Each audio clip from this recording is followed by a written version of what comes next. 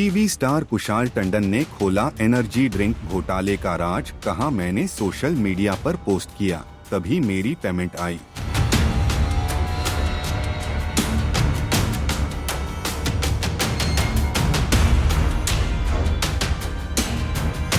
जी हाँ, हाल ही में TV industry में एक बड़ा घोटाला सामने आया, जहां 25 टीवी की मशहूर सितारों को Indore based energy drink company ने 1.48 करोड़ रुपए का चूना लगा दिया। इस घोटाले में तेजस्वी प्रकाश, अंकिता लोखंडे, अभिषेक बजाज जैसे बड़े नाम सामने आया, जिन्होंने अपने सोशल हैंडल पर रील्स के जरिए इस ब्रांड को प्रमोट किया था।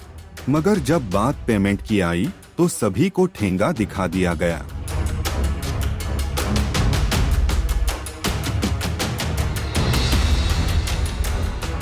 वहीं अब टीवी स्टार कुशाल टंडन ने एक न्यूज पोर्टल से इस घोटाले का पर्दाफाश किया और चौंकाने वाला खुलासा किया। कुशल ने बताया कि मैंने सोशल मीडिया पर पोस्ट किया कि हमें पैसे नहीं मिले, तभी ब्रांड ने मेरी पेमेंट क्लियर की। शायद मैं अकेला एक्टर हूं जिसे पैसे मिले।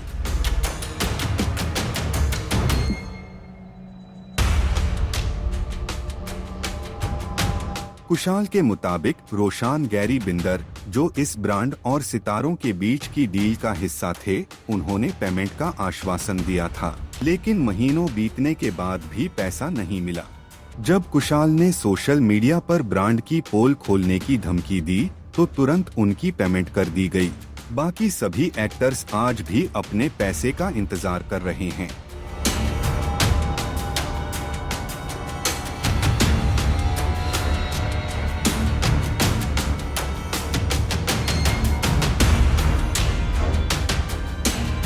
मीडिया रिपोर्ट्स के मुताबिक जहां कुशाल अपनी समझदारी से बच गए, वहीं एक्टर अभिषेक बजाज ने नाराजगी जताई और बताया कि आज तक एक भी पैसा नहीं मिला। 1 महीने में पैसे देने का वादा किया था, अब 6 महीने हो गए।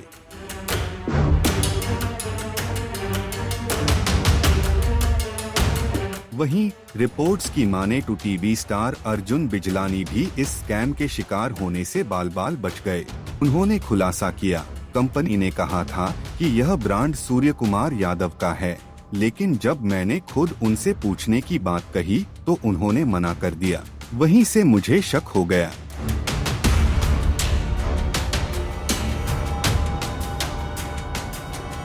कुल मिलाकर 1.48 करोड़ रुपए का घोटाला में 25 टीवी सेलेब्स ठगे गए, जिनमें तेजस्वी प्रकाश, अंकिता लोखंडे, करण कुंद्रा, अभिषेक बजाज शामिल है, जिनमें से अभी तक कई सेलेब्स को पैसे नहीं मिले।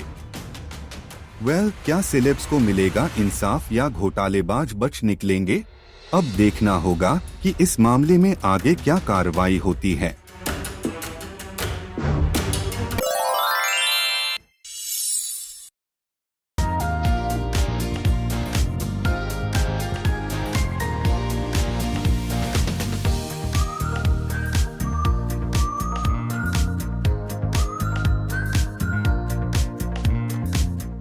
सीरियल डोरी में राजनंदिनी बन गई है नागिन और कर रही है नागिन डांस।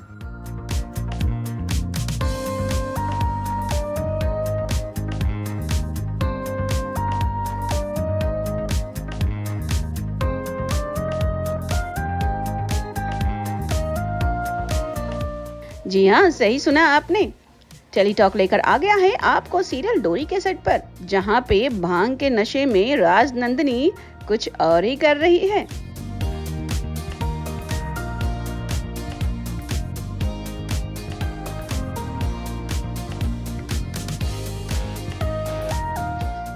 राजनंदिनी का पूरा प्लान उसी के ऊपर भारी पड़ चुका है। दरअसल बात यह है कि राजनंदिनी ने प्लान बनाया था कि डोरी और मान के खाने में भांग मिला देगी, लेकिन जो खाने में भांग मिला था वो घूम फिर कर चला गया राजनंदिनी के पास, और उसके बाद जो तमाशा हुआ वो आप खुद ही देखिए।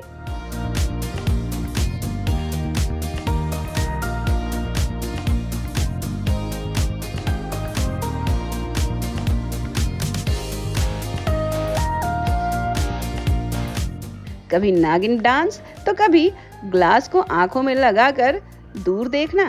इतना ही नहीं, राजनंदिनी एक एक के पास गई और की कुछ खास बातें।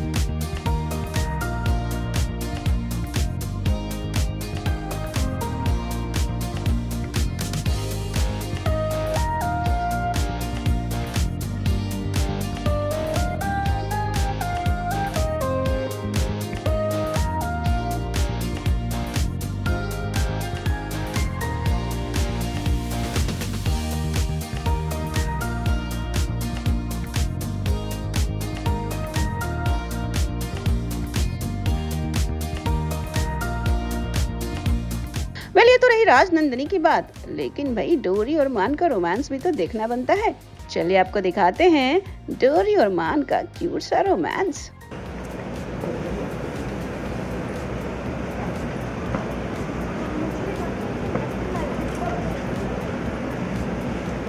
कंटिन्यू।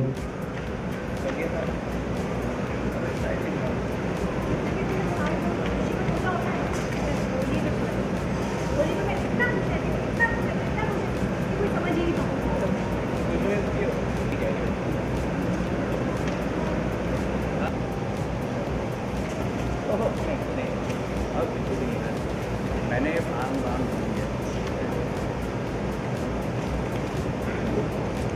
तुम सही कह रहे हो यार, तुम सही कह रहे हो। सही कह रही हो।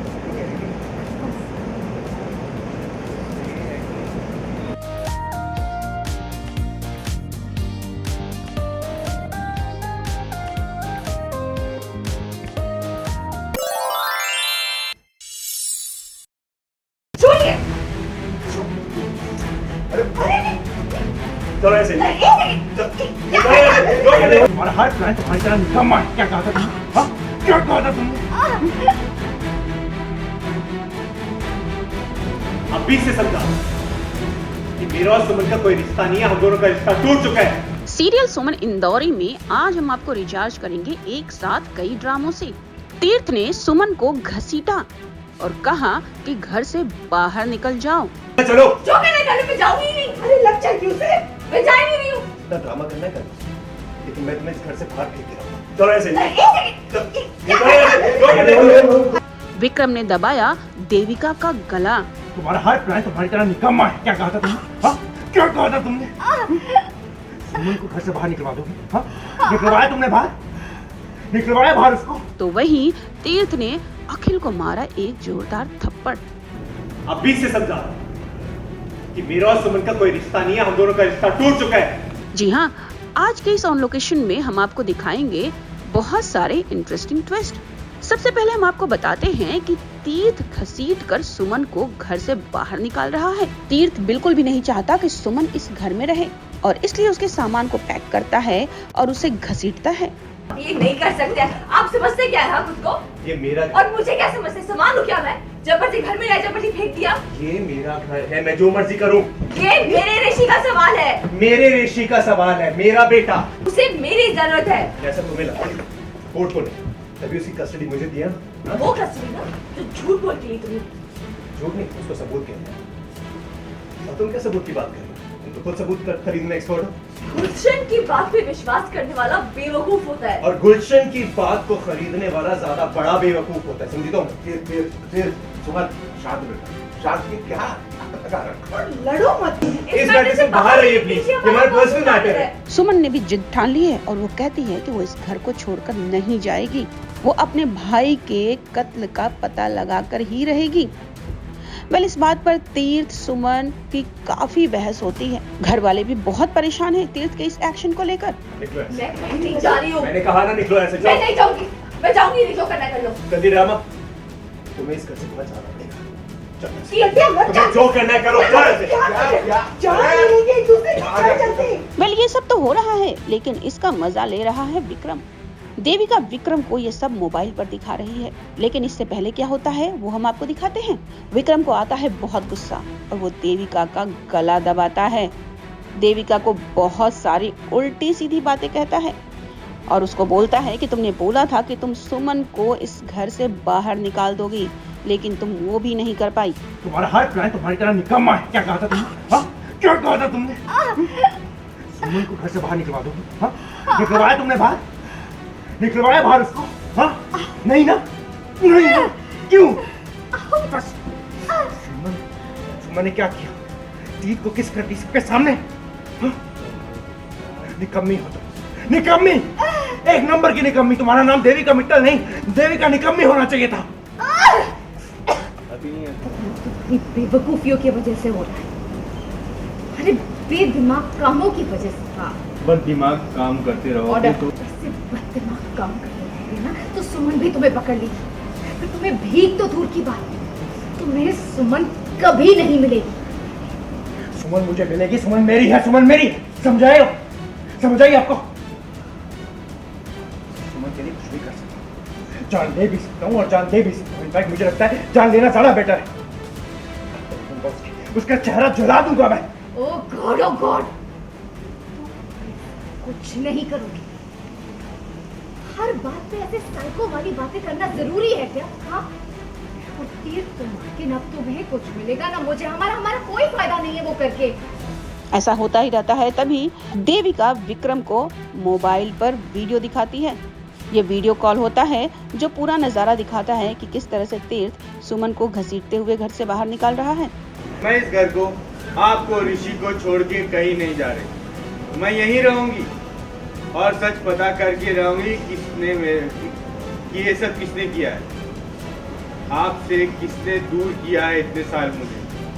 अब मुझे मेरे प्यार से, मेरे सच से कोई दूर नहीं रख सकता। आपको बता दें कि ये वीडियो देखते देखते विक्रम हो जाता है शॉक, क्योंकि घर वालों के सामने सुमन तीर्थ को कर देती है किस और कहती है कि वो घर छोड़कर नहीं जाएगी और ना ही तीर्थ को छोड़कर जाएगी। well, इसके बाद तो विक्रम के होश उड़ जाते हैं। नहीं पता, छोड़िए ये।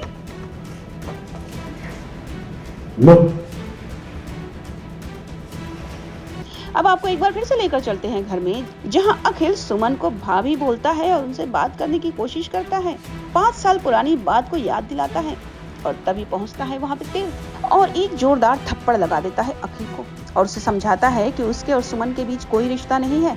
इतना ही नहीं, बहुत कुछ करने के बाद तीर्थ ये भी कहता है कि मैंने ही देविका को बोला था ऋषि को मारने के लिए। तीर्थ भैया ने एनर्जी भूल जाओ, थप्पड़ पड़ने वाला है, बोलो।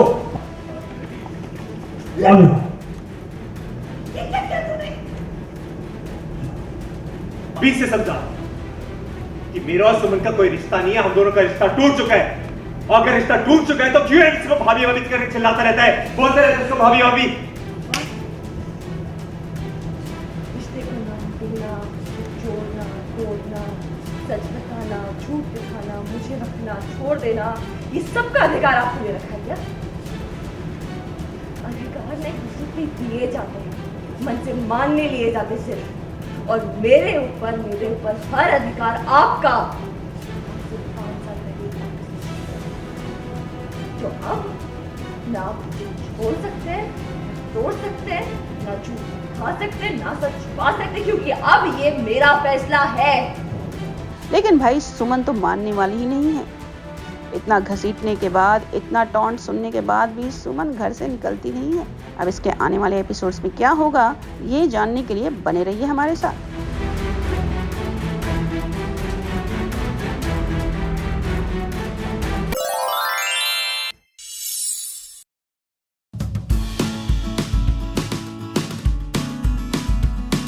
सब कुछ आने के बाद तब भी मुझे सुकून क्यों नहीं आता है? हम जो जीवन जी रहे, ठीक है, उसको समझना जरूरी है कि ये जीवन है क्या। ऐसा टाइम आया जब मुझे ऐसे लगने लगा कि घुटन होने लगी ये वाली लाइफ से। मतलब चाहे वो मुंबई वाली लाइफ हो, चाहे वो घर हो जो मैंने इतनी अच्छे डेकोरेट किया है, खुद से किया था आज से 3 साल 2 साल पहले। मुझे बस पहले इंट्यूशन आते थे, हाँ, ठीक है, जैसे हाँ, लोग है ना फ्यूचर देख लेते हैं, हाँ, ठीक है, हाँ, ये मेरा बचपन से था। कोई मेरी लाइफ में कोई रिग्रेट नहीं है, सब कुछ प्लान के हिसाब से हुआ है। हम तो ब्रह्म में हैं, हम तो बहुत बड़े जंजाल में हैं, जंजाल से निकलने की चाबी नहीं है। आज हमारे साथ है सोनिया बंसल, जो थोड़े दिनों से थोड़ी सी दूर हो गई थी अपने फैंस से और मीडिया से, और आज वो बताएंगी कि क्या रीजंस थे और क्यों ये दूरी बन गई थी। सोनिया, हेलो। दूरी बिल्कुल भी नहीं थी, बस मुझे ऐसा लग रहा था कि आई डोंट नो, पहले तो ऐसा नहीं था, मुझे शोर शराबा सब कुछ ठीक ही लग रहा था। अचानक अप्रैल के बाद जो मेरा प्रॉब्लम स्टार्ट हुआ, ठीक है, लास्ट ईयर, ठीक है, उसके बाद मैं हैदराबाद शिफ्ट हो गई। कुछ ऐसी चीज़ें लग रही थी कि जो मुझे समझ में ही नहीं आ रहा था, क्योंकि लाइफ में जो मेरे को चाहिए था वो मिल गया था। उसके बाद भी मुझे ऐसा फील हो रहा था कि क्या ऐसी चीज़ें जो मुझे परेशान करके रख रखा है। अच्छा। तो पहले से इंट्यूशन पावर बहुत अच्छी थी, मतलब फ्यूचर का ऐसा कुछ आ जाता था, आवाज़ उठता था। हाँ। फिर पास्ट की भी देख ली बचपन में बूलाबंदी में, कि अच्छा मुझे प्रेजेंट का देखना, मतलब फ्यूचर देखना आता है, पास्ट भी आता होगा, तो वो भी दिमाग पे फोकस करके आने लगा। फिर मैंने कहा इससे मिल क्या रहा है, तो मैंने बहुत सारी चीज़ें देख ली थी, मतलब जहाँ मुझे लग रहा था कि इनकी कुछ करवाना चाहिए, ये करवाना चाहिए, कुछ अच्छी 80 साल है, 300 साल है, ठीक है। तो उसके बाद मेरा स्टार्ट हुआ, मैं पूजा स्टार्टिंग से, मतलब मेरा बचपन जो था ना, तो वो पूजा में पहले से ही था, ठीक है, बस पूजा करती थी, भगवान से कुछ चाहिए था, ठीक है, भगवान ने कहा क्या चाहिए, हमने कहा ये चाहिए, उन्होंने कहा ठीक है ले ले, ठीक है, तो मैंने जो भी चाहिए होता था वो दे देते थे। तो मैंने कहा अब सब कुछ आने के बाद तब भी मुझे सुकून क्यों नहीं आता है, ठीक है, इन चीज़ों से। फिर मुझे इन चीज़ों से, क्योंकि 1-2 दिन के लिए हैप्पी रहता था, अच्छी नई गाड़ी निकाली तो 1-2 दिन खुश हूँ, उसके बाद फिर से मायूसी है, ठीक है। तो उसके लिए मैं बहुत सारी चीज़ें ऐसी समझने चाह रही थी कि ऐसा क्यों होता है लाइफ में, ठीक है। तो जो पास्ट देखे थे तो उनसे मुझे समझ में आ गया था कुछ गलतियाँ भी करी हैं, तो उनको चुकता करेंगे कौन, तो मैंने सबसे माफ़ी मांगी। उसके बाद अपनी एक नई जर्नी स्टार्ट करी। और लाइफ में क्या है ना, एक होता है कि हम जो जीवन जी रहे हैं, ठीक है, उसको समझना जरूरी है कि ये जीवन है क्या, ठीक है। ये जीवन एक नाटक है, ठीक है, मेरी दृष्टि से, ठीक है। और इस नाटक में हम हमेशा मरते हैं और हमेशा जीते हैं, क्योंकि हम मुक्त ही नहीं हैं, ठीक है। इसी में मरते हैं जीते हैं, मरते हैं जीते हैं, तो हम इसी चक्रव्यूह में फंसे हुए हैं। वो कहावत सुनी थी ना, महाभारत चक्रव्यूह होते थे, ऐसे ही चक्रव्यूह में हम फंसे हैं, ठीक है। बहुत पैसा कमाते हैं, फिर बहुत बड़े पैसे वाले हैं, उनको सुकून क्यों नहीं मिल पाता, ठीक है। गर्लफ्रेंड बना ली तो शुरू में तो ठीक है, तब फिर उसके बाद फिर से वो सुकून नहीं है, तो सुकून नहीं मिल रहा था। तो वहाँ से मेरा थोड़ा सा पार्ट स्पिरिचुअल स्टार्ट हुआ, ठीक कि क्या है, मैं भी तो देखूँ, ठीक है। तो फिर जब मैं साधना वगैरह स्टार्ट किया, चीज़ें स्टार्ट किया, ठीक है, काफ़ी किया, फिर बस लगा कि जब धीरे धीरे समझ में आया, दुनिया को देख के समझ में आया, तो मुझे लगा कि हम ब्रह्म में घूम रहे हैं। ब्रह्म में? हम तो ब्रह्म में हैं, हम तो बहुत बड़े जंजाल में हैं, जंजाल से निकलने की चाबी नहीं है। और चाबी तो लेके, जिनके पास जो समझ जाता है वो चाबी लेके क्या करते हैं, वो हिमालय निकल जाते हैं, उनको पता चल जाता है। जी। देखो कुछ लोग जाते हैं कि मुझसे कुछ नहीं हो पा रहा, मैं निकल जाता हूँ, ठीक है, कुछ ना कुछ, और कुछ धार्मिक सीख के जाते हैं, इसका अर्थ समझ के जाते हैं, ठीक है। तो जो थे वो निकल लिए, और मेरा फैमिली है, ठीक है, मैं तो घर पे ही सब स्टार्ट किया मैंने, ठीक है। तो मैंने जब करना स्टार्ट किया तो मुझे समझ में आया कि ये सब कुछ नहीं है, ये जब माया देख रहे हैं हम, कहते हैं हम ब्रह्म की माया में घूम रहे हैं, जी। ठीक है, हम ब्रह्म की माया में, ठीक है, इससे जंजाल से निकलना है मुझे। तो जब आप खुद को महसूस करते हो अलग, आप सबकी भीड़ में आप अकेला महसूस करते हो, जी जी। तब और अच्छा नहीं लगता है आपको, हाँ फिर और आपको करना पड़ता है, वो तो बोलते हैं ना तब हाँ, क्या हुआ आखिर, अब क्यों हुआ ऐसा, हाँ, चलो ठीक है, हमने तो अच्छे के लिए करना जी, स्टार्ट जी, किया। जी, जी। तो फिर और चलता रहा हमारा। जब कुंभ था उससे पहले भी थोड़ा थोड़ा चल रहा था, उसके बाद भी चल रहा था, मतलब काफ़ी टाइम से मेरा चल रहा था। फिर मैंने देखना स्टार्ट किया जब एक ऐसा टाइम आया जब मुझे ऐसे लगने लगा कि घुटन होने लगी ये वाली लाइफ से, मतलब चाहे वो मुंबई वाली लाइफ हो, चाहे वो घर हो जो मैंने इतनी अच्छे डेकोरेट किया है, खुद से किया था आज से 3 साल 2 साल पहले, 3 साल हो गए होंगे मुझे, और वो मुझे घर नहीं अच्छा लग रहा है, मुझे गंगा जी के किनारे अच्छा लग रहा है। क्या बात कर रहे हैं? हाँ, मुझे कह रही, मैंने छी मुझे नहीं अच्छा लग रहा, मैं ऋषिकेश भाग गई, अच्छा ठीक है, मैं चली गई, हाँ, वहाँ पे आराम से घूमती रहती थी मुझे इतना अच्छा लगता था। फिर मैंने कहा आई, क्योंकि मैंने कहा मैं आश्रम में रही थी काफ़ी टाइम, कभी आश्रम में आप कब गई थी? 1 महीना भी नहीं हुआ अभी तो। ऋषिकेश के आश्रम में? हाँ, तो मैं चली गई थी, तो फिर उसके बाद वापस आई, ये सब हो गया था स्टार्ट, तभी हाँ। मैं ऋषिकेश भी गई थी जी। क्योंकि मुझे खिंचाव महसूस हुआ, तो मैंने अपने भगवान से बोला मुझे ऐसी कौन सी जगह है जो मुझे ऐसा खिंचाव महसूस ना हो, क्योंकि आप साधना करते हो तो आपका कनेक्शन बन जाता है। और सुबह ही मेरे पास आ गया सिस्टम कि आपको यहाँ जाना है, ये कैसे फील हुआ कि आपको यहाँ जाना है? I mean, क्या होता अपने है, आप क्या है? होती हैं, अच्छा, आप बिलीव नहीं कर सकते इस चीज़ को, आप मान नहीं सकते कि अचानक आपके साथ क्या होता है, आप समझ नहीं पाओगे। थोड़ा बहुत तो मैं भी मानती हूँ, क्योंकि ठीक है। आप डीप जा चुकी हैं, तो आपको मेरे से बहुत ज्यादा अब knowledge है। ऐसे बोल दूं कि हाँ। भगवान बैठ के भी आपसे ही बात करते हो, आप हो बिलीव नहीं करोगे, ठीक है, तो ऐसा ही होता है। लोग बोलते हैं कि भगवान तो हमने देखे नहीं, क्या आपने भगवान से मिले हो, ऐसे ही तो बात करते हैं तो वो भी बहुत सीन होते हैं, ठीक है। तो मैं अभी तो मेरा यही है, पॉइंट थे कुछ, ठीक है, जो मुझे यहाँ पे रहने के लिए मैंने सोचा जी कि जब मैं भागना चाह रही थी तो मेरे पास एक फैमिली भी है जिसमें मेरे माँ बाप हैं, सब हैं, जी तो मैंने कहा भाग कहाँ रहे हो आप, ठीक है, आप कहीं भी किसी भी हिमालय पे जा लो, कुछ भी कर लो, ठीक है। हाँ, वो नेचर है ना, प्रगति अपनी गोद में समाने की कोशिश करती है, ठीक है। तो मैंने कहा वो ठीक है, बट आपका कर्म भी तो है ना, बिल्कुल। तो आपकी साधना ठीक है, आपका धर्म भी ठीक है, बट कर्म भी तो करना पड़ेगा ना।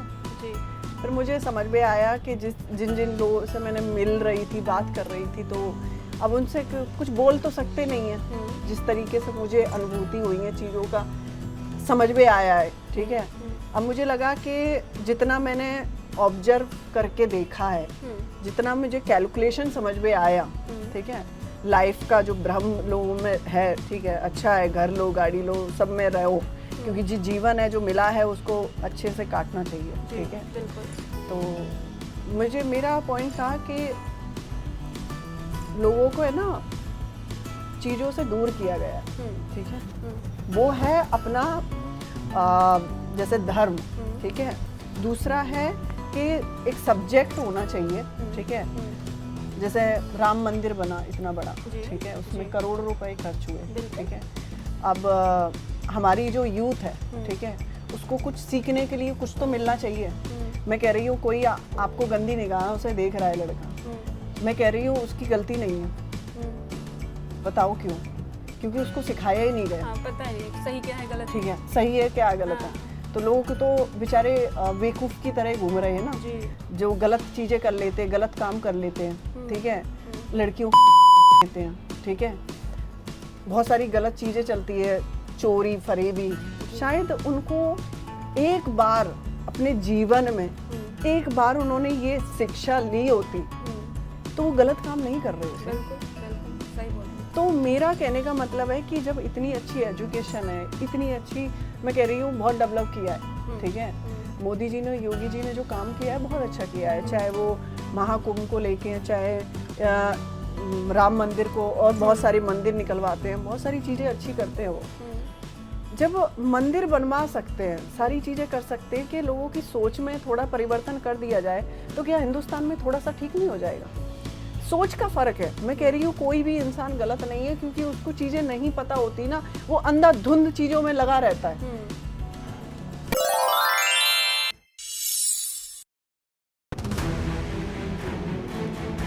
क्या बात है, दूसरों के घर पे दूसरों की कमाई का खाना कितने प्यार से ठूस ठूस के खिलाया जा रहा है।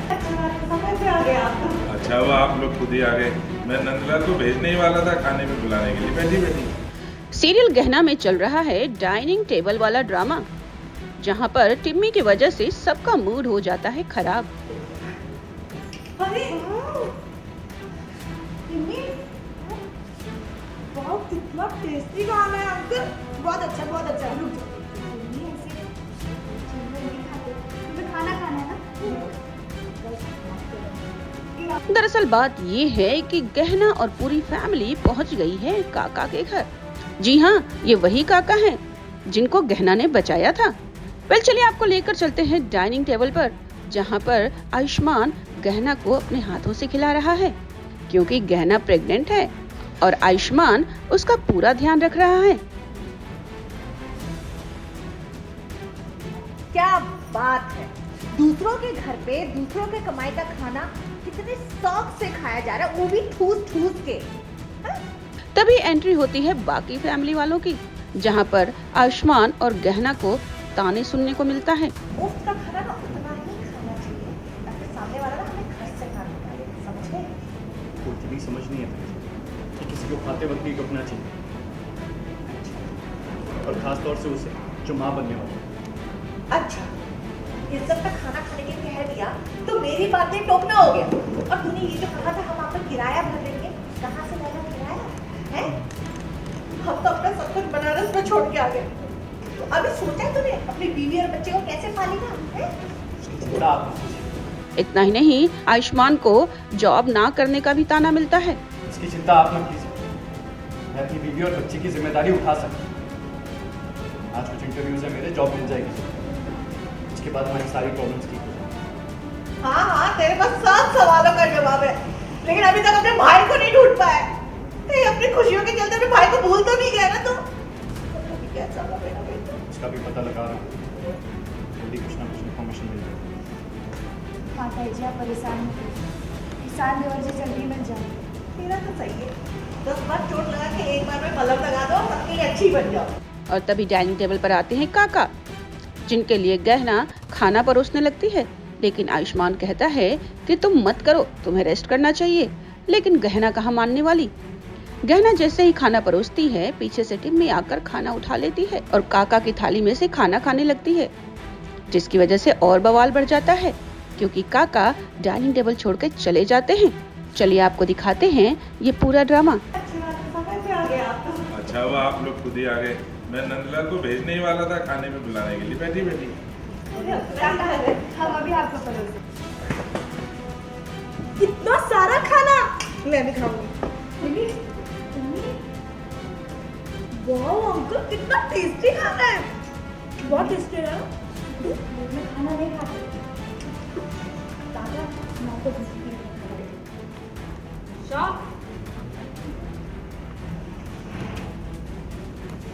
देखो हो गया सत्यानाश। इस लड़की की बेवकूफी की वजह से वो के गुस्सा के चले गए